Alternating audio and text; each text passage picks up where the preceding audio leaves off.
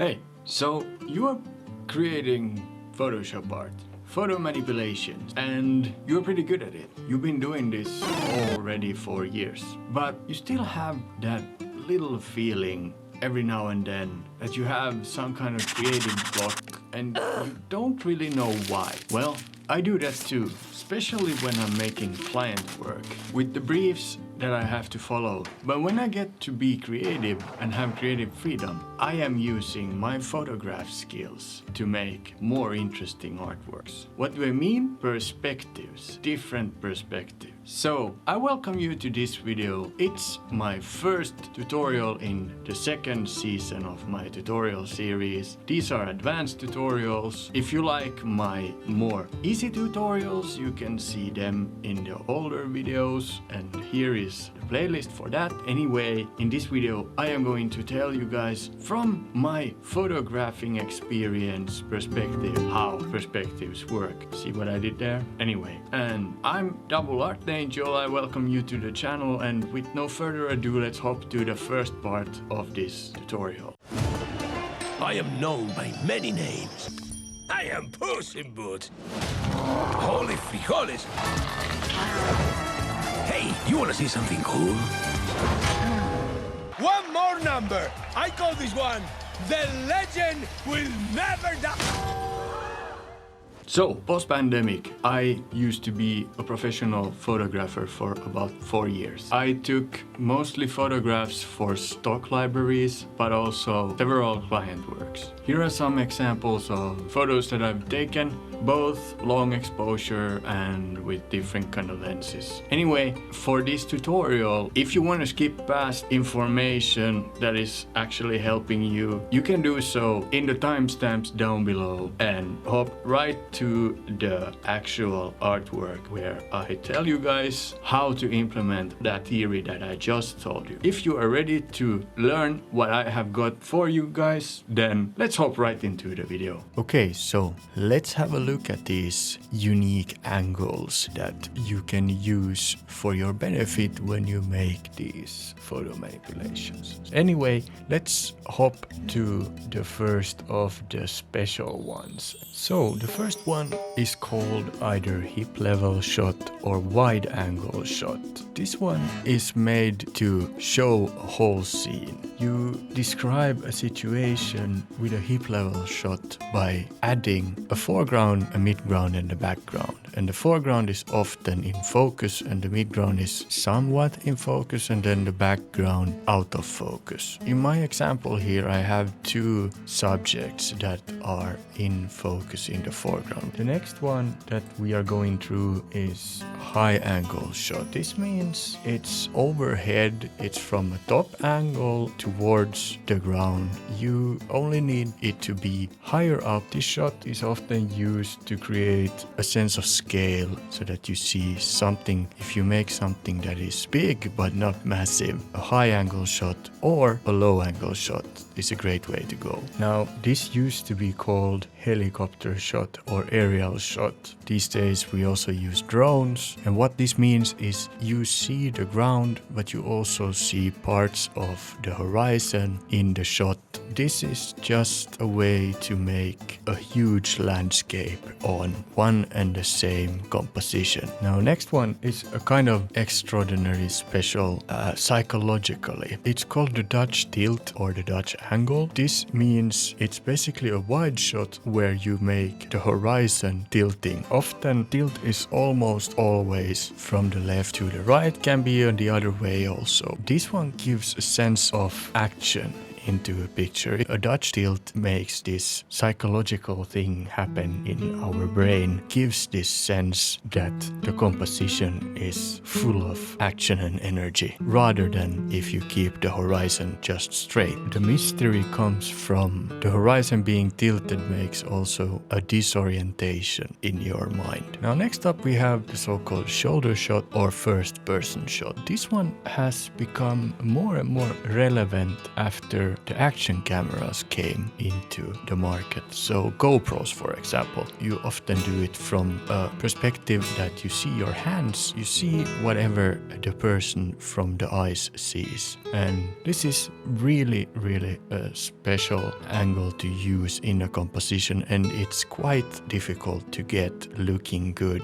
Next up we have ground level shot. They are used with holding the camera, or well, when we composite, from the level of the ground towards upwards. This is used to when you do something that has to do with a grave or whatever.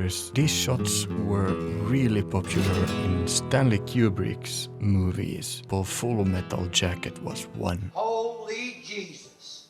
What is that? What the f*** is that? In my example, I wanted to be in the situation that we are just getting into this bank where everything is happening. That's why I chose ground level shot, because then I also got the roof with me in the composition. Now next up, it's almost like the wide shot, but it's instead of a landscape, it's a portrait version. And that's knee level shot, something that is, you give this feel that there's superiority in a character in the foreground when you give this, or when you are like I am in this example, focusing on a subject, it focuses directly on that subject, like it's right in your face. And this is a great way to use when you have a little mystery in the composition, but you still want to give out something, so it's not totally a question mark to the viewer. Now the following is a low angle shot, and this is basically almost same as ground level shot, except for when you want a composition having the foreground also in the picture, you often choose a low angle shot. This way you get the subject more in the center of the picture, the eyes will move towards the center, but you still have the advantage of being able to build a foreground that is visible and still have a background also visible, even though it's not that important part of this composition. Next up, we move the camera even lower, and this is called a negative angle. Negative angles are shot underneath sea level. So anyway, in compositioning, when I use this angle, it's often when I want the main subject to not be the focus point, but the sub-subject to be the focus point, and the main subject is still closer to us, but it doesn't need to be in focus. Now, next up we have, I call it almost top-down, but this is just because I don't have an actual top-down composition. I haven't really done any top-down art. Basically, helicopter that is filming straight down. Bird's eye can also be called top-down, but often this one is more, well, a good example is GTA, the older games of GTA, or let's say Hotline Miami. Top-down is often used when you want a situation that describes that something will go wrong. So if you are falling down a cliff, for example, or something. Then there's also the opposite, the reverse top-down, and that means, like it's called, reversed. It's straight from below upwards. Good to use when you have a character jumping down a building and you want that to be present in the composition. So those are the different perspectives that I will go through there. So of course there are whatever perspectives you can choose yourself, but these are some of the most used ones, both in camera and in filming, and why not also in photo manipulation. Anyway, now I hope that this opened up something for your creative block if you had one. Let's hop into the artwork time lapse, where I tell you guys how I made this specific artwork. So let's hop into the time lapse. Double time! And I'm using a gray background because instead of white, we will be able to add some field depth in this picture already from the start of the sketching. So the first thing we're gonna take in consideration in this tutorial is that we need this perspective to be special. So we are gonna use 2, maybe even 3, and we are gonna make an aerial view of Puss in Boots. I will make a background that has Dutch tilt. For the brush, it does not really matter, but I like to use Imadamad's natural feel, like you are actually sketching on a paper. We start off by sketching the base figure, and I decided to take the reference from the movie, and we are gonna sketch the base picture, and I am going to use grayscale swatches. I have this swatch that I call, funny enough, sketch, scratch and swatch. Now, I usually don't film this part of my artworks, but in this tutorial let's do it. This is just giving the idea of the actual picture. So now I have this rough sketch that I made, and the first thing we need is a background. So I found from Adobe stock this perfect village that we are going to use. I'm just gonna fix it so that we have this tilt that we want. Very strong tilt. Before we move on, let's check the reference movie clip.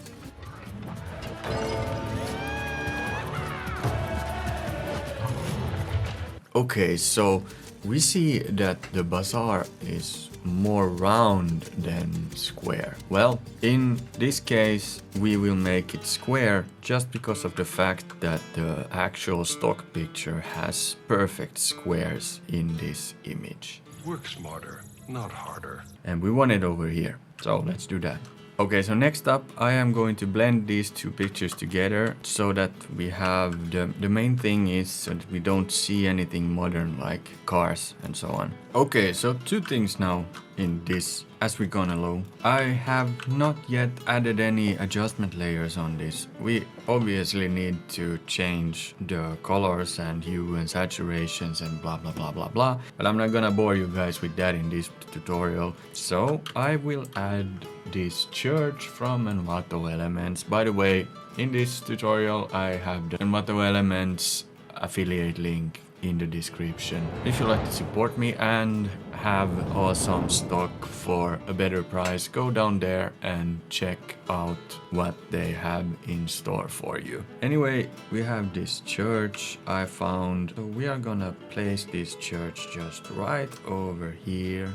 We are going to check the size of the church, what it should be. It should be a little bigger because it's a little closer to us, right? But still, we can roughly see the size of the doors over here, and then we have these arches all over the place in this picture. And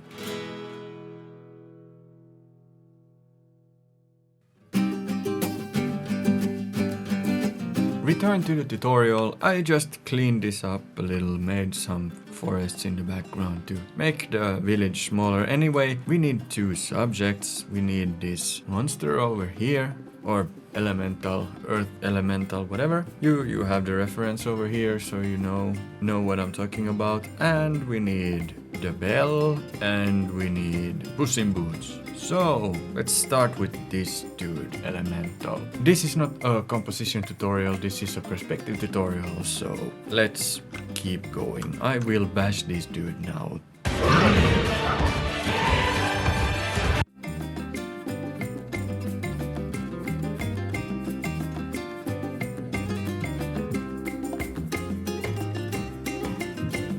Now the next part will be the foreground, and after that we are adding the rope. So next we need the bell, and The legend will never die.